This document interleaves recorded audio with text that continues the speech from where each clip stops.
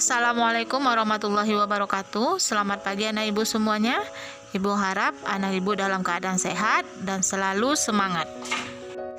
Baiklah anak ibu, jumpa kembali dengan Ibu Hasma dalam materi pembelajaran prakarya. Adapun materi kita hari ini adalah teknologi informasi dan komunikasi. Ini adalah tujuan pembelajaran kita hari ini. Diharapkan kepada anak ibu semua, setelah pemutaran video ini, anak ibu dapat menjelaskan perkembangan sejarah teknologi, informasi, dan komunikasi.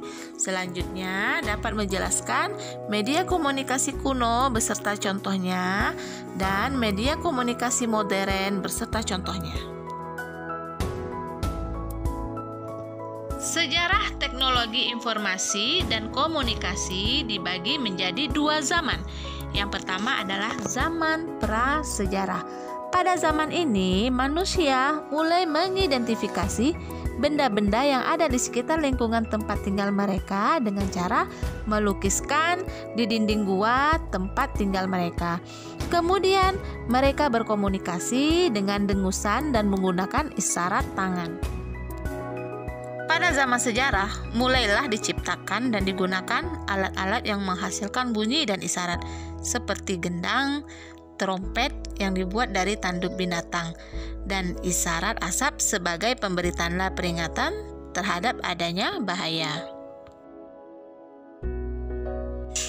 Seiring dengan kemajuan bidang ilmu pengetahuan dan teknologi, perkembangan komunikasi dan informasi saat ini berjalan begitu cepat. Saat ini hampir semua orang, termasuk anak ibu semua, telah bersinggungan dengan teknologi informasi dan komunikasi. Semenjak ditemukannya alat komunikasi tersebut mengalami perkembangan sampailah saat ini.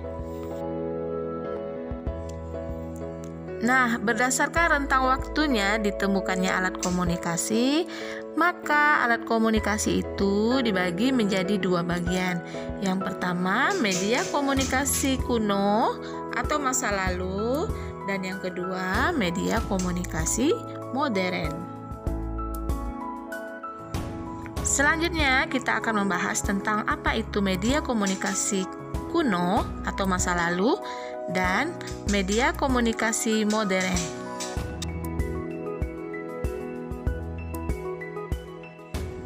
Seperti yang telah Ibu jelaskan, bahwa perkembangan alat teknologi informasi dan komunikasi sudah dimulai sejak zaman prasejarah. Pada saat itu, alat komunikasi masih sangat sederhana sekali, seperti suara dengusan, isyarat asap, dan bahasa isyarat tangan lainnya.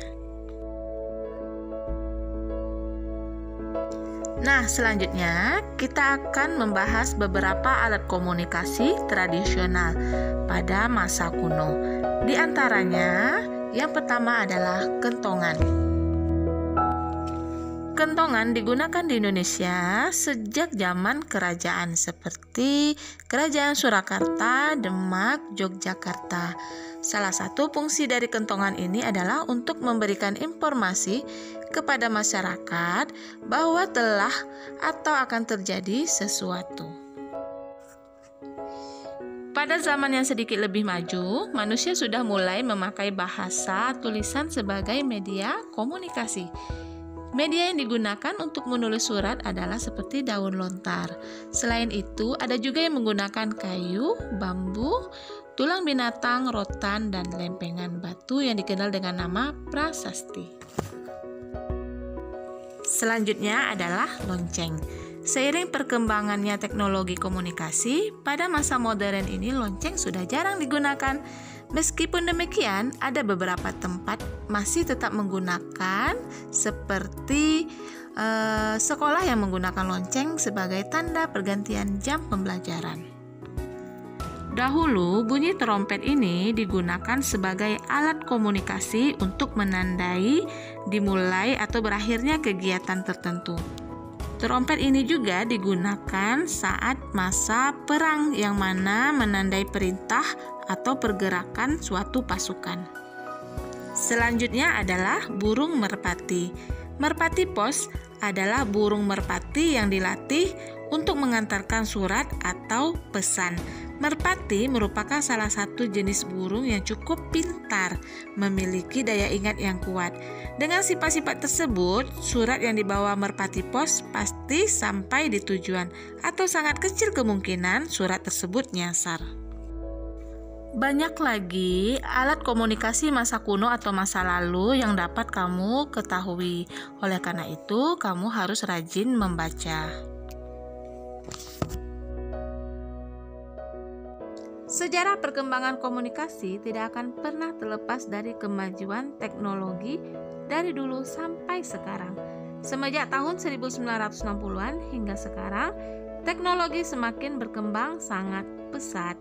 Berbagai media komunikasi yang sudah diciptakan oleh manusia menjadikan segala aktivitas kehidupan berjalan semakin efektif dan efisien. Berikut adalah beberapa contoh media komunikasi modern. Yang pertama adalah surat kabar atau koran. Surat kabar dikenal pertama kali pada tahun 59 sebelum Masehi pada masa Kekaisaran Romawi kuno. Pada saat itu surat kabar hanya berisi jurnal kegiatan sang kaisar. Nah, pada dasarnya surat kabar adalah media cetak yang berisi berbagai informasi seperti sosial, budaya, hukum, politik, dan hiburan. Yang kedua adalah radio. Radio berfungsi sebagai alat komunikasi yang hanya terdengar suara saja. Siaran radio menyajikan informasi, berita, musik, dan diskusi yang hanya bisa didengar saja. Yang ketiga adalah televisi. Televisi ditemukan pertama kali oleh Paul Nipkow pada tahun 1883. Ternyata perkembangan televisi sangat cepat, dimulai dari televisi hitam putih yang berukuran kecil sampailah saat ini yang lagi tren televisi dengan berukuran besar, yaitu seperti LED dan televisi 3 dimensi. Selanjutnya adalah faksimiles. Faksimiles ini adalah peralatan komunikasi yang digunakan untuk mengirim dokumen. Selanjutnya adalah telepon dan handphone. Telepon merupakan alat komunikasi yang menggunakan jaringan listrik, sedangkan handphone lebih praktis daripada telepon karena ukurannya sangat kecil dan ringan sehingga mudah dibawa kemana-mana.